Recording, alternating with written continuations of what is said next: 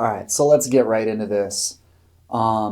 We are seeing just an unprecedented amount of darkness, division, problems, struggles in our world as a result of so many different things.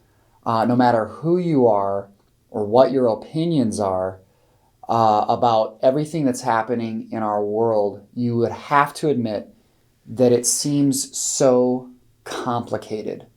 What could possibly be the answer for what we're supposed to do, where we're supposed to go, how are we supposed to fix the issues that we are having? And my hope is that just sharing this little tidbit of my thoughts as I've been trying to wrestle through all these different things that are happening, I want to bring some clarity, just some thoughts that I've had to figure out, some of the things that I've kind of come to realize and come to grips with in my own struggle towards what do I do? Because in the end, each of us is responsible for the choices that we make and the things that we do, and we can't control other people. The only person that we can control is ourselves. So I want to help us all to act with godly wisdom in the things that we choose to do, the things that we choose to say.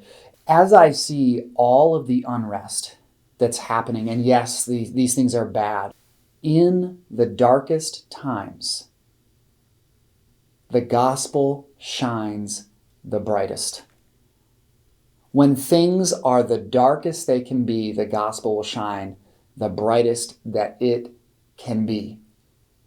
And although times are really hard, I believe that God is going to take this, He's going to use this to bring about an unbelievable reconciliation. I'm believing that God will take this and use this to bring about unbelievable good out of unbelievable bad. Now, how do we jump in and be a part of what God is doing?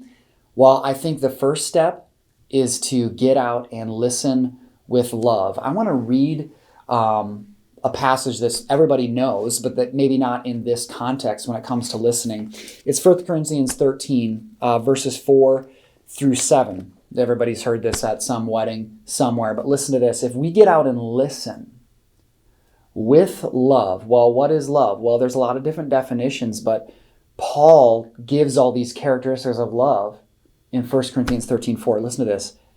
If you got out and listened with love, so love is patient, love is kind.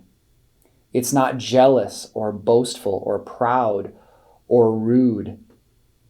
It does not demand its own way. It's not irritable. It keeps no record of being wronged. It does not rejoice about injustice, but rejoices whenever the truth wins out. Love never gives up, never loses faith, is always hopeful, and endures through every circumstance.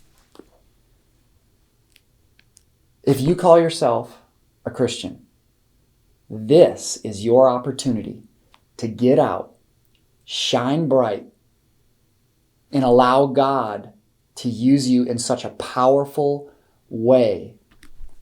And think about it. If we get out and we listen with those characteristics of love, everybody, I'm talking everybody who watches this video. If you are a part of Community Celebration Church, as a spiritual leader in your life, I'm urging you, get out and listen with love. Let God's word, His wisdom, His grace guide you. And let's see something amazing happen in our own lives, in our own hearts first, because that's where it starts, with you. And then let's watch God use us in such a powerful way to be healers, to be peacemakers, to be bridge builders, leading people to Christ. Let's do this together.